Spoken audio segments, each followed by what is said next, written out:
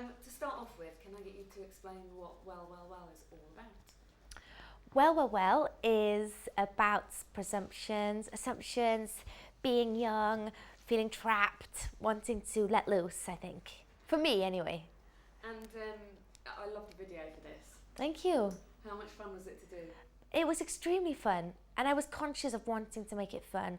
I was very open with people that I'm not a dancer, but I wanted to dance. So how do we do this without it getting really stiff and everybody overthinking things and expecting me to remember choreographed steps? It's never going to work. So we opened a couple of bottles of bubbly, turned the music up loud, me and the boys huddled in together and we had a blast. Excellent.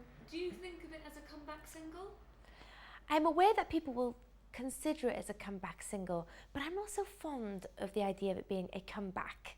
It feels as though I retired or something, or as though I came back 10 years later. I prefer the idea of returning. It sounds more gracious, I think.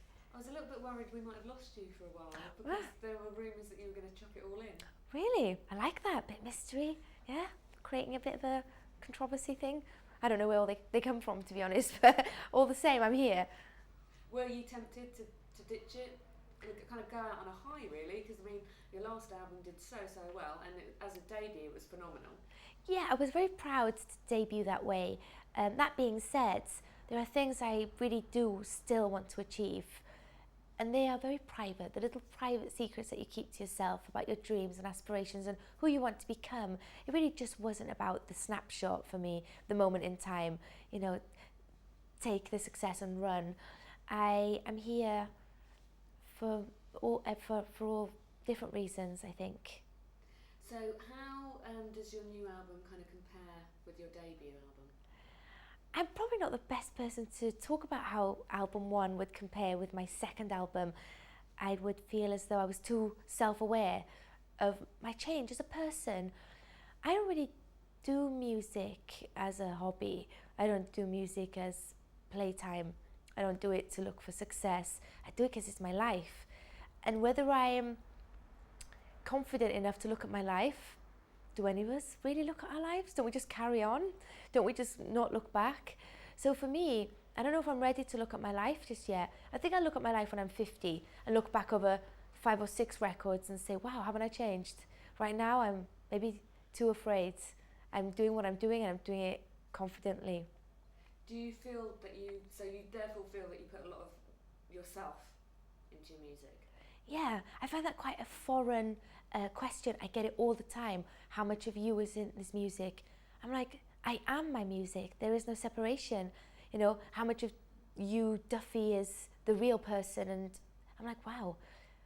So this is kind of like a whole new world I have to consider. So people do that. So I'm confused. I get confused as though, so you're telling me that people do music and it's not their life? So what else am I going to do? I don't know. I haven't got any other hobbies or interests. As boring as that sounds, this is it. So do you feel, how do you take criticism then? If you're your music and people, A, you're in the spotlight, so you're going to be judged anyway, Yeah. but B, people are going to be judging your music. Do you take it well? Do you avoid all reviews? I have to admit, I don't really pay attention or allow myself to indulge in reading things about me. What would it do? What are they going to tell me that I don't already know about myself? And if it's something positive, then great. If it's something negative, then hey, everybody's open to their opinion. I don't really let it in, I have to be honest. I'm my own worst critic, sometimes self-admittedly my own worst enemy.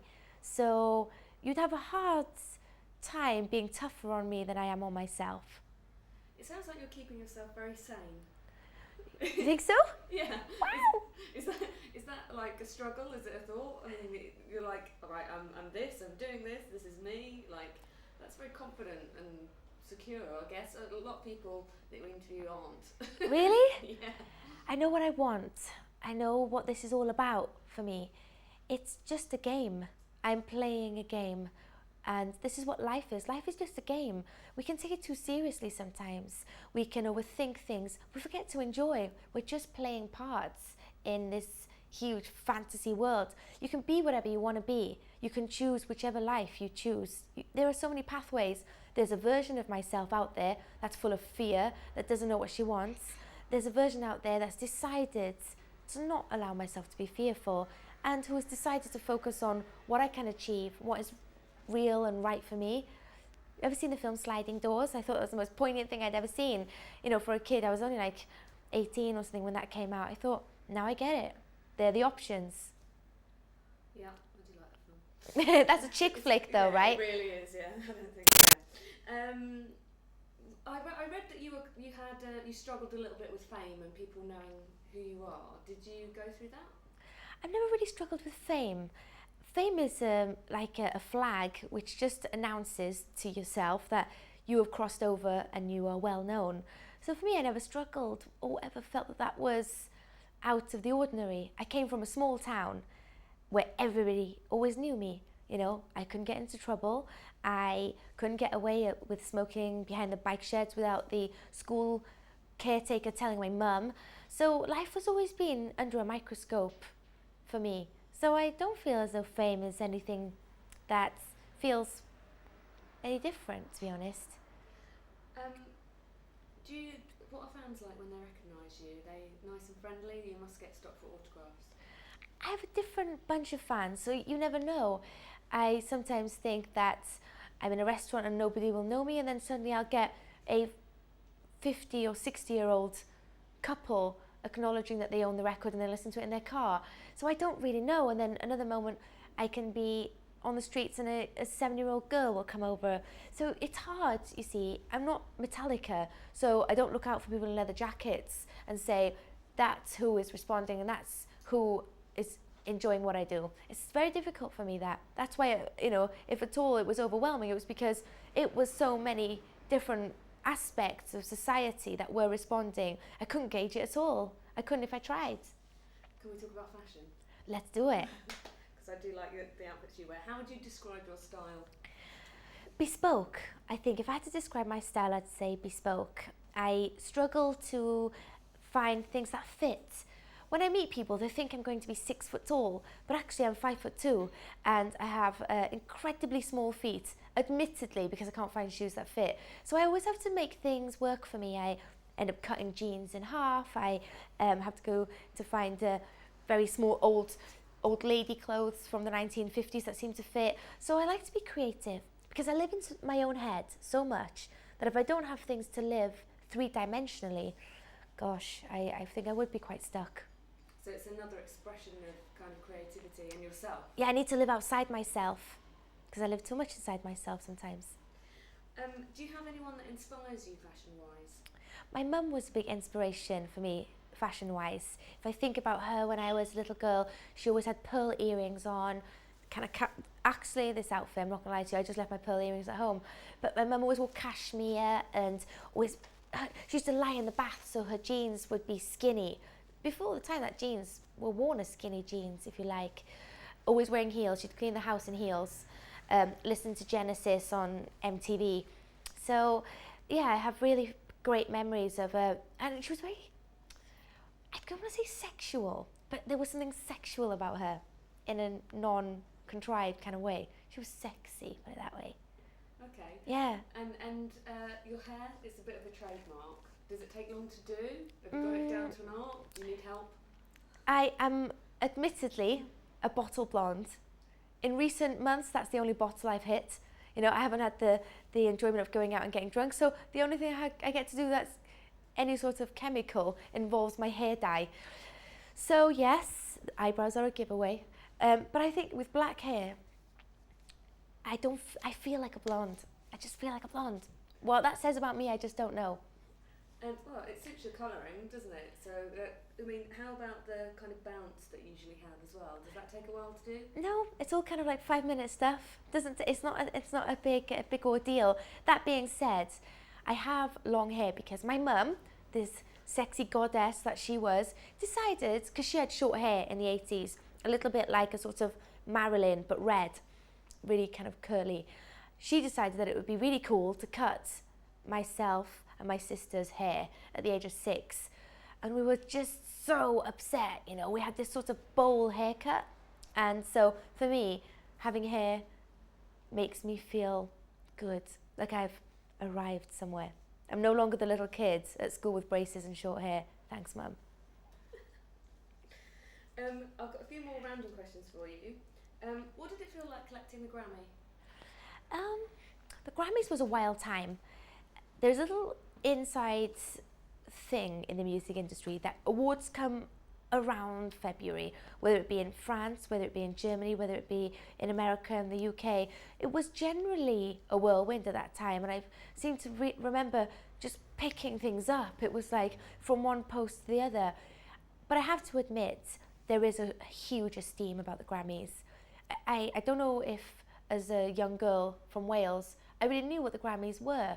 I've become to understand the royalty attached to that in recent years. So I enjoyed it. It was great. I feel very proud now I look back. But I have to admit, the Brit Awards for me really felt like I had achieved something. I'd come to a place that I'd longed to arrive at.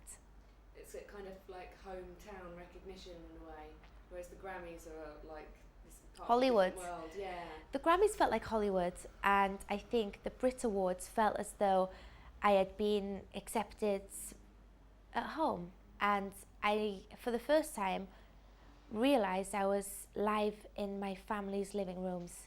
I don't know whether I'd done that many live TVs. There aren't that many live TVs.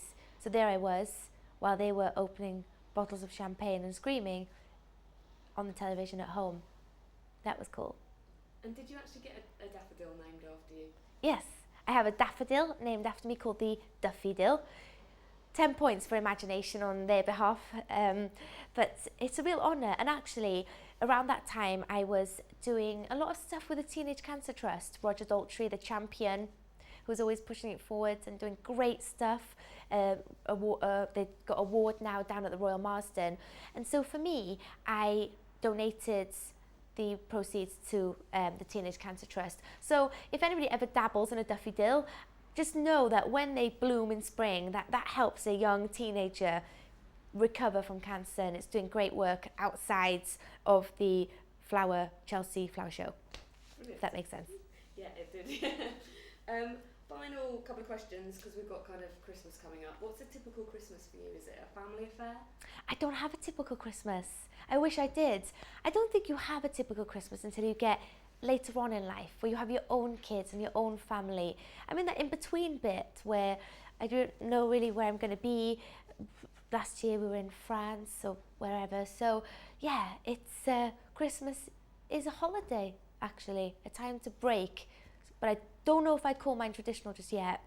I'll answer that in a few years' time when I've got a home and some dogs, cats and a kids. How about your hopes for 2011? Hopes for 2011? I don't have any, actually. No hopes, no wish list, just happiness. I know it sounds like a cliche, but I think really if we could just... It's room service. I hope in 2011 that I get room service. I was just about to say, did you wish for a Diet Coke? Yeah, here we go. So yeah, hopes and dreams for 2011, to be happy and enjoy, to welcome in the summer. I think we've all had an interesting year and a half. The recession in the country, there's been a mood. I hope with spring that there's a lift generally. I hope to see people dancing to my music. Maybe that'll help. Final question. We've been asking everybody this because we do a lot of obviously music programs and stuff. This year we're kind of looking at Lady Gaga's year. Did you have a favourite moment of hers from this year? Are you a fan? I am a fan of Lady Gaga in the sense that I appreciate what she's doing artistically. She's doing things three-dimensionally, and I acknowledge and respect that. Making a record, though, is an introverted space. I'm embarrassed for not knowing anything about the X Factor.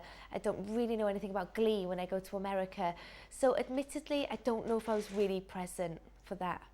That's fair enough. Is it possible to get you to do a quick ident? Yes. We just kind of look down the camera and say, I'm Duffy and you're watching Entertainment Now. Entertainment Now.